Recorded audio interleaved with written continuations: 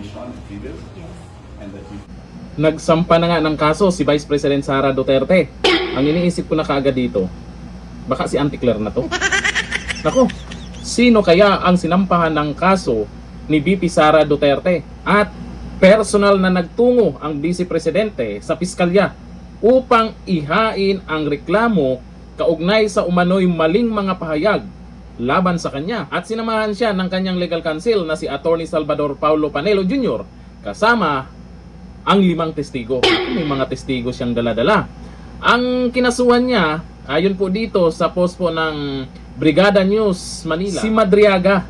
Si Madriaga pala. Ay sa bagay, itong si Madriaga, kung ano-ano yung mga inilabas niya nakaraan diyan tungkol kay VP Sara. Akala ko naman si Auntie Claire na. Ayon dito, naghain ng ikalawang perjury complaint si Vice President Sara Duterte laban kay Ramil Madriaga sa Taguig City Prosecutor's Office ngayong Lunes. Ngayon pong araw na to, kahit umulan or baha na sa kung saan man lugar ngayon sa Manila ay baha na rin. Pero eto, si VP Sara Duterte ay hindi po basta magpapatinag yan sa mga paninira ng iba dyan. Pag sumusobra na, eto tama din naman yung ginawa niya kasi meron siyang dalang testigo. Naku Madriaga, paano kung malinis yung pangalan mo dyan kung ngayon ay mukhang nadadagdagan pa yung kaso mo? May kumakausap ba sa'yo? Or yan yung gusto mo?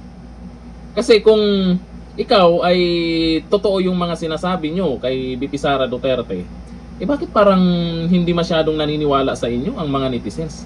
Parang may kulang doon sa mga sinasabi nyo nakaraan. Patunay pa nga sa mga ginagawa nyo kay VP Sara Duterte. Nagtulong-tulong ng mga buhaya, di ba? Pinagtutulungan na siya. Pero pansin nyo, lalong dumadami ang nakasuporta sa kanya. Kaya yung ginagawa nyo kay VP Sara Duterte ay baguhin nyo yung tactics nyo.